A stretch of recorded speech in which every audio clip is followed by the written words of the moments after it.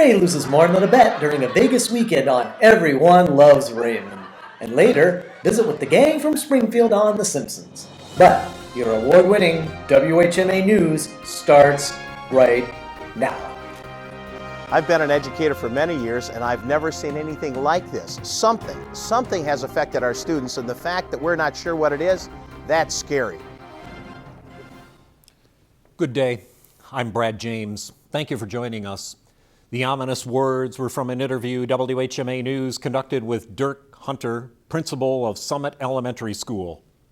Mr. Hunter is one of the many who have noticed a striking and noticeable difference in our school children, the way they act, the way they react, and about their focus as they arrive at their educational institution. Theories to the basis of all this transformation range from foreign substances infecting our water to the position of the sun and the polar ice cap melting. My sources tell me it is clearly the beginning stages of a government activity aimed to have our young boys and girls groomed to become the first generation of the master race.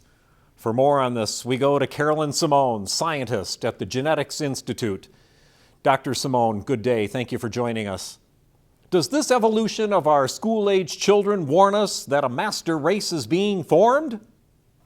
I would have to say yes. If these children you speak of are arriving to their place of study in a positive manner with a willingness to be educated and a pliable disposition, it clearly is the manner of which we would all expect a master race to be built. My years of research show that most children arrive to school sluggish or sugared up or cantankerous or sullen. That is not the case here.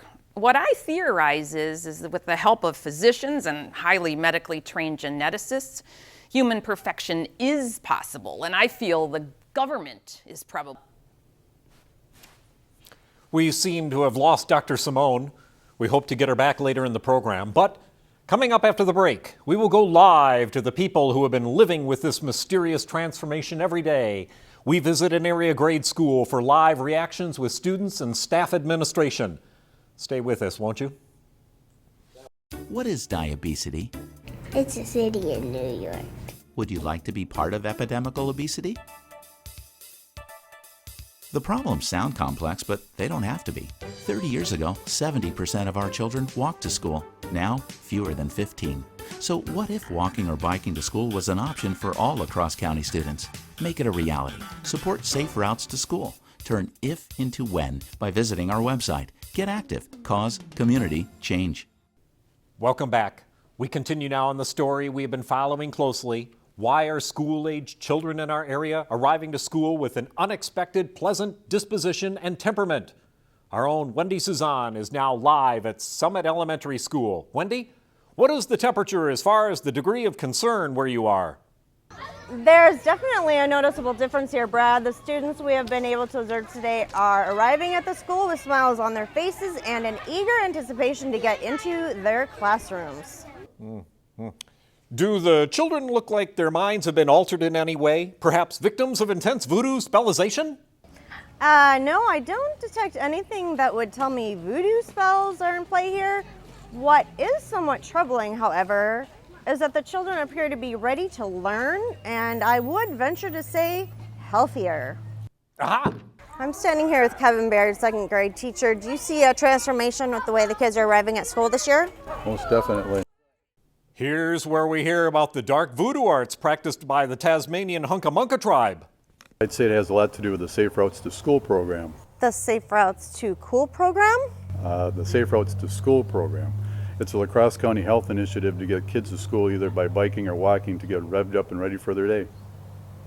So would you say that this is what is bringing the children to school happy and healthy every day? It has a big part to do with it. Mr. Berryard, this Safe Routes to School program, could we argue that the program in and of itself is the government's way of mandating physical activity on our youth, preparing them for the rigors of military life? Much like the Soviet-Russia Red Army training of the late 1970s?